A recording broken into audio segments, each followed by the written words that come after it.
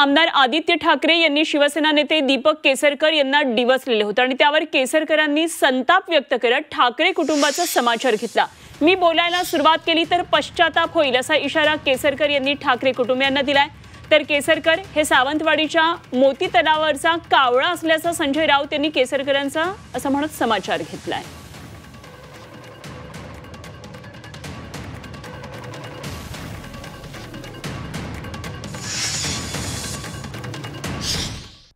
ठाकरे फॅमिलीला सांगायचं आहे, तुमच्या गाडीमध्ये पेट्रोल भरलं जात नव्हतं, एवढा नारायण राणेंचा दरार होता या ठिकाणी।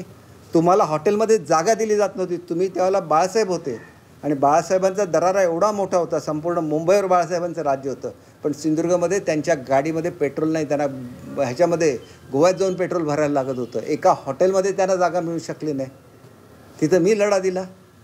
तुम्ही काय केलं? यूज अँड थ्रो केलं ना। असं नाही चालत राजकारणामध्ये। मी सुद्धा त्यावेळेला राणेसाहेबांचा दरार होता, त्यांच्याशी काय माझी व्यक्तिगत शत्रुत्व नव्हतं, त्यांचे कार्यकर्ते वाईट वागत होते म्हणून मी तो लढा दिला।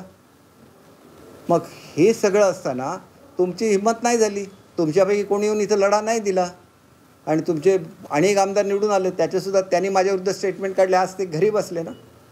माझी बांधिलकी माझ्या जिल्ह्याशी आहे, माझ्या तत्वांची आहे, त्याला तुम्हाला उगाच हाक बांधण्याच्या भानगडीत पडू नका।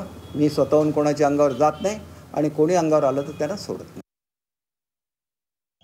केसरकर कोण हा तुम्ही स्वतःला प्रश्न विचारा आधी आणि मग आम्हाला विचारा। हे जे काय सांगतायत ना, हा बेईमान माणूस आहे।